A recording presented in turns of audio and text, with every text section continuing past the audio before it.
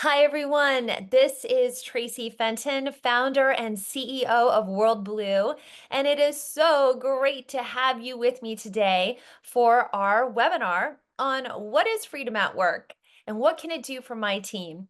Maybe you've been hearing about freedom at work and you're wondering, what is this method and will it solve my problems? Or maybe you know about it and you just want to go a little bit deeper. Well, that's what we're going to be doing today. So let me share my screen with you. I'm going to talk for about 15, 20 minutes. And then if we have any questions, we'll take those at the end. So what are we going to be doing today? Well, first, I'm going to introduce you very briefly to WorldBlu in case you don't know who we are, what we're about. Then we're going to talk about what exactly is freedom at work and who will it work for and who won't it work for. And you might be surprised about the answer to that question. Then what I'm going to do is talk with you about the 3 steps that we use to transform companies from fear and control based to being freedom centered. And I'm going to give you 3 powerful examples of how companies have put freedom at work into operation. So you're going to leave here hopefully with a lot of ideas, a lot of inspiration, 13 different best practices I'm going to be telling you about, and some new nuggets. So that's the plan of what we're going to be doing today. So let's get into it. First of all, what is WorldBlu? For those of you who don't know us, I founded WorldBlu way back in 1997 when I was 5 years old.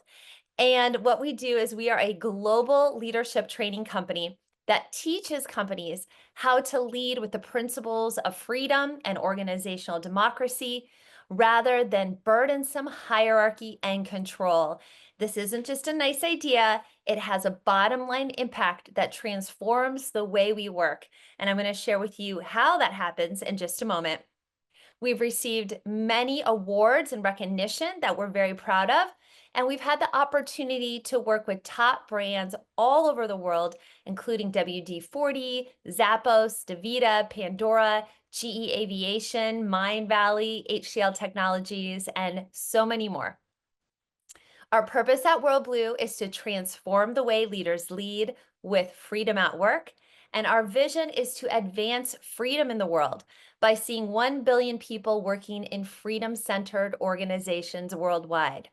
Now, I feel that I must say, in light of the political climate around the world, you might be wondering, is WorldBlu political? Or do we have any kind of a political agenda? Well, we certainly do not.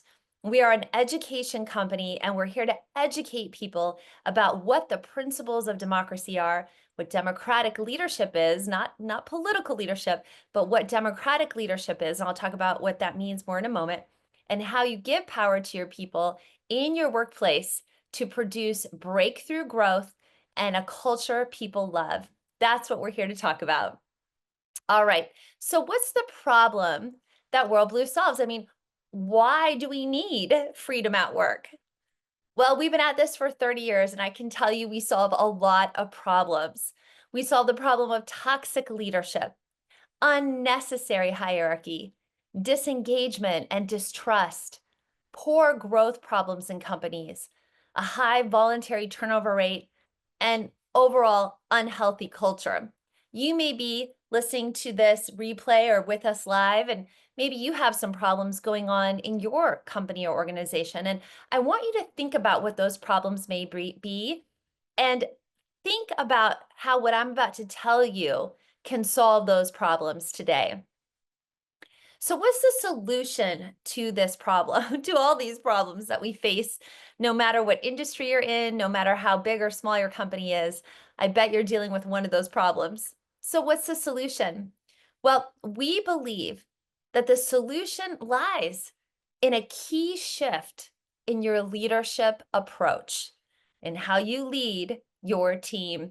And that's what we found in our decades of work we've done with top companies all over the world. They've made one key shift in their leadership style, and it has changed everything.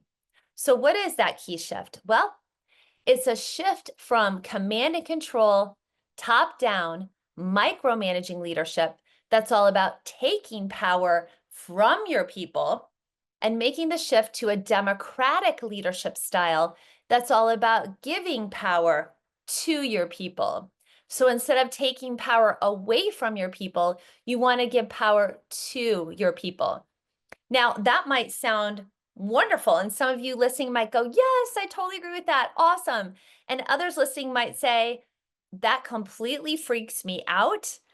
I don't trust my people and I don't want to give them any power. Well, that's why you need a proven method for how to do this. And that's what freedom at work is. It is a proven system that shows you how to give power to your people in a way that works and in a way that doesn't stress people out in the process and in a way that gets proven results. So what we have found with freedom at work, and this is independent research, is that when companies operate using this three-step method I'm about to introduce you to, our clients achieve on average a 700% greater revenue growth over a 3-year period compared to the S&P 500. So this is not a kumbaya utopian conversation.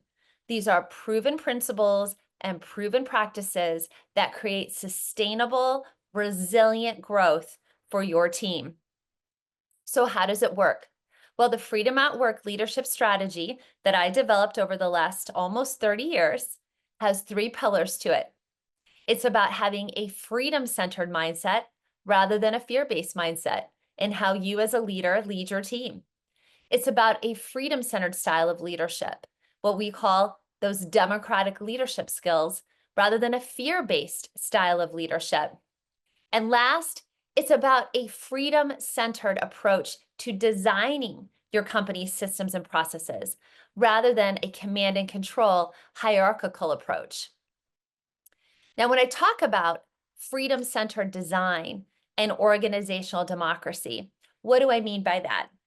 Well, I spent a decade researching what exactly is democracy. You know, we all throw around the word democracy and people are dying for it and fighting for it. But what is it? When you ask the average person on the street, they're going to tell you it's voting.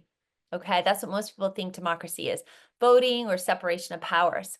But the words democracy come from the Greek demos and kraton, which mean the people rule.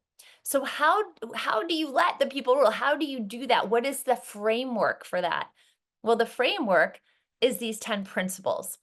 And they're principles, not values. Values are what drive behavior. Principles are inviolate and unchanging. So when you're making that shift from burdensome hierarchy to organizational democracy, you have to implement all 10 of these democratic principles, like transparency, accountability, integrity, choice, decentralization of power. And I'm going to give you 3 examples of how companies have done just that in just a moment. Another interesting statistic we have found in our research is that there's a 75% correlation between your organization's systems and processes and how democratic your culture is or isn't. So if you want to have a freedom-centered culture, you have to ultimately implement all 3 pillars of freedom at work: mindset, leadership, and design. But it's in that design phase that we create those systems and processes that really will transform your culture. Let me show you some proof of that. Company we worked with called DreamHost. What they did was they took the systems and processes we taught them, they applied them to their spin-off company, and were able to grow their spin-off company from 0 to $175 million sale in just 24 months, taking those systems and processes we teach. Another example is a company called Boost.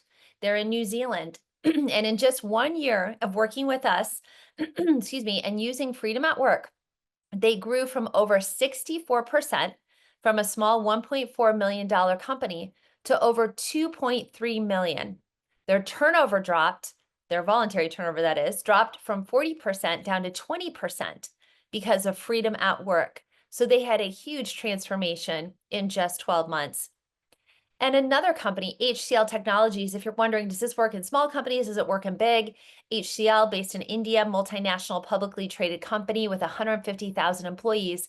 By practicing freedom at work during a global recession, HCL employees didn't save them the needed $100 million they had to save. They saved $260 million and no one was laid off. The company even grew 21% and stayed profitable, all because they were implementing freedom at work. So, who is freedom at work for, and who is it not for? Because it is not for everyone.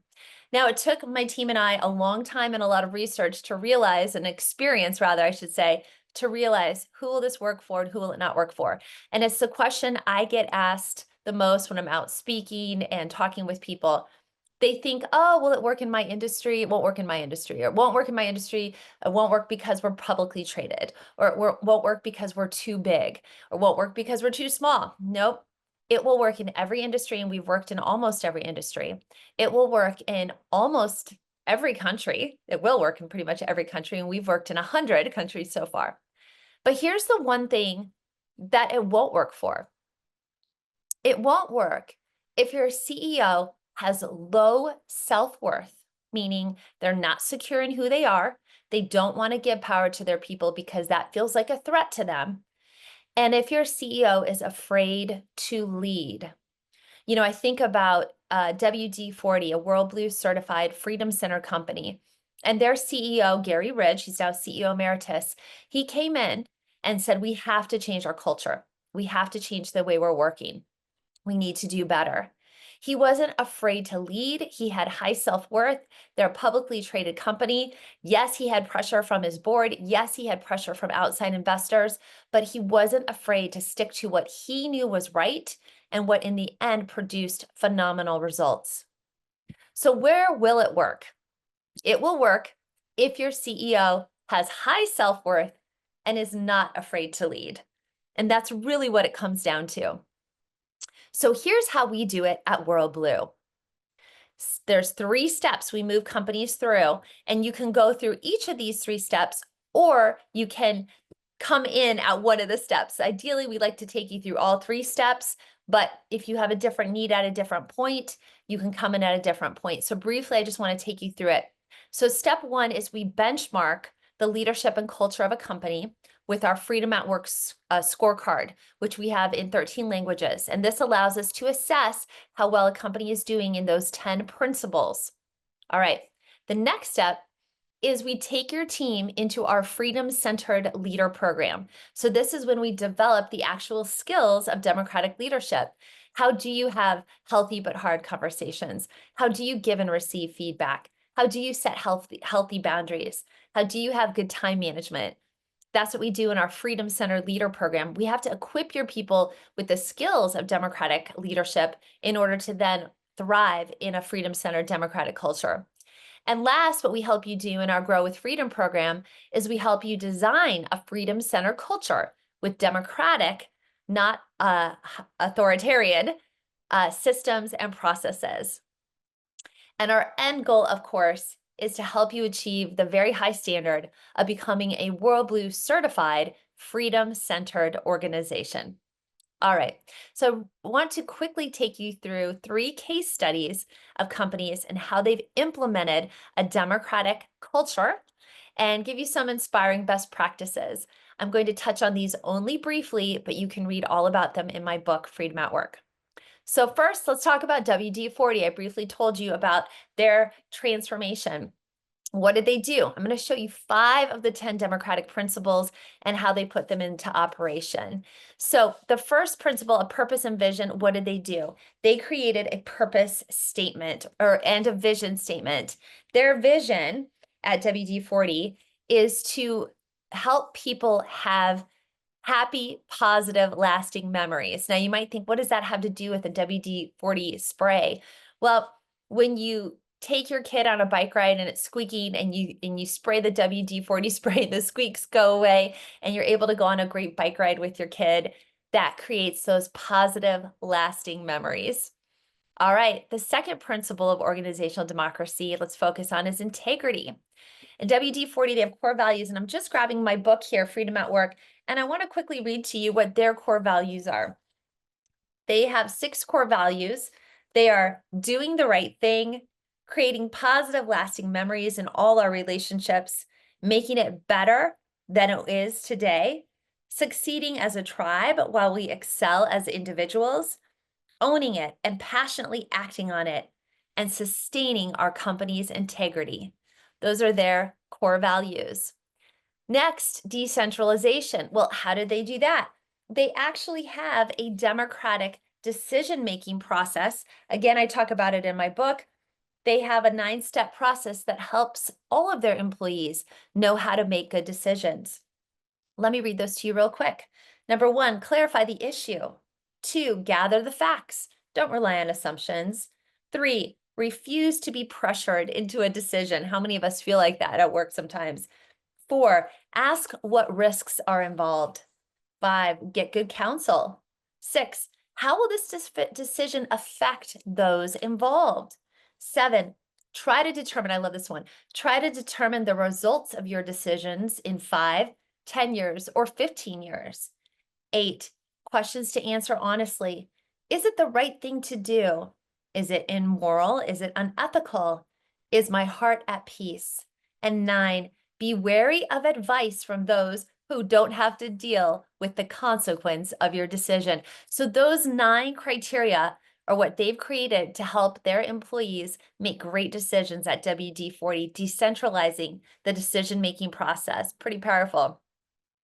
Number 4, accountability. They have a wonderful accountability pledge at DaVita. Instead of blaming others or saying, well, I didn't know, they have a pledge. And again, I'm going to read from the book real quick. Here's their pledge.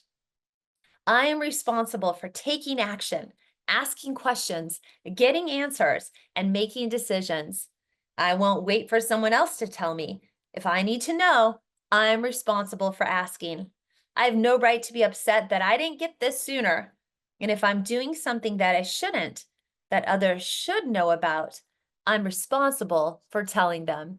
So that's their accountability pledge. Can you imagine if you had that at your team or organization? And the last principle I'm going to focus on is called reflection and evaluation. And what they do at WD-40 is they have something called learning moments. Instead of making a mistake, you have a learning moment. And when you reframe it that way, it sure makes it easier to deal with those inevitable mistakes that come up. So at WD-40, thanks to Freedom at Work, our sales quadrupled and our market cap increased from $250 million to over $3 billion. When you put these principles in practice, it's not that hard, and you've seen some great examples there. That's the shift that you can make for growth. All right, I want to show you 2 more examples. The next one is Wyden. Wyden is a technology company in Wisconsin. For them, for purpose and vision, they helped every person on their team write a personal purpose and vision statement for their life. And we help companies do that. So when an individual knows their purpose and vision, they know the right seat to be on the bus on the team. Integrity, they have something called spiritual wellness groups. They said there's all kinds of wellness groups out there. Why not have a spiritual wellness group that people can choose if they want to come and talk about spirituality at? It's not about proselytizing, but it's a safe spot for people to share spiritual ideas if they so choose. I thought that was very creative. Decentralization, they have a principle or a practice they put into place called power to the edge, which is every decision that is to be made, push it out to the edge of the organization, so that those who are the most influenced and impacted by the decision can make the decision. Transparency principle, how do they put that into practice? Their CEO has monthly fireside chats. And fairness and dignity, democratic principle. How do they put that into practice? They have a wonderful program they call Embracing Differences, where they bring in individuals who are developmentally disabled or challenged, and they invite them to have jobs at Wyden that allow them to have social interaction and make a difference. And I talk about that in depth in my book if that interests you. It's very special. So what happened at Wyden? Well, as a result of Freedom at Work, we helped them average 23% growth every year for the past 10 years. So again, huge correlation between freedom and performance. And the last example I want to show you is a company based in the UK called Nixon McKenna's. They're a really fun social media company, and they have really advanced level practices in organizational democracy. So first of all, with transparency, they have open board meetings. So the way they do this is the leadership team of their company has 2 seats at every leadership team or board meeting, 2 seats that are open for 2 employees to come and take those seats and listen to what's happening in the meeting and also have input into the meeting. And it allows them to not have, excuse me, that us-them divide that can often happen in the workplace. Choice. Well, they have something really fun called the Money Gang. Now, this is going to sound wild to some of you, but they actually let people choose their own salary. Now, you don't just get to say, well, I deserve $1 million. You have to make the case for your salary. You take it before the employee elected Money Gang that does not include the CEO or CFO, and they're going to review your request for your salary. They're going to obviously look at the financial health of the company, and they will make the determination about your salary. So kind of a fun and interesting idea. And last, reflection and evaluation. Well, they have a fun but zany practice called What Color Are Your Balls? I know, it sounds funny. Every day as people walk out of the office at Nixon McKenna's, they have 3 buckets. And those 3 buckets, you grab a ball and you drop your ball in the happy bucket, the so-so bucket, or the unhappy bucket. And it allows them to do a pulse check of how people feel at work every day. And they call that What Color Are Your Balls? Kind of fun. At Nixon McKenna's, Will McKenna's, the CEO, says organizational democracy is just plain common sense. For our business to succeed, we need extremely talented, motivated, and engaged employees. And the best way to achieve this is to set them free and give them as much control as possible. Once you create this kind of environment, it becomes a big draw for talent and a reason for great people to stay, when the alternative is to work in a closed hierarchy. Organizational democracy also helps us to make better decisions since everyone has access to information and can provide their input. So, if you want to read more about all these examples, I encourage you to pick up my book, Freedom at Work. It's also in Spanish and in Hungarian, for those of you who speak Hungarian, where I outline 100 different best practices in organizational democracy and freedom at work that you can put into practice in your team. Let me leave you with this quote that I love by Albert Einstein. Everything that is really great and inspiring is created by the individual who can labor in freedom. I hope you'll think about how you can bring freedom at work to your team. I invite you to download our free 50 best practices in freedom at work. You can certainly connect with me anytime on our website or on LinkedIn. Thanks so much for joining me today. It's been wonderful to have you with me.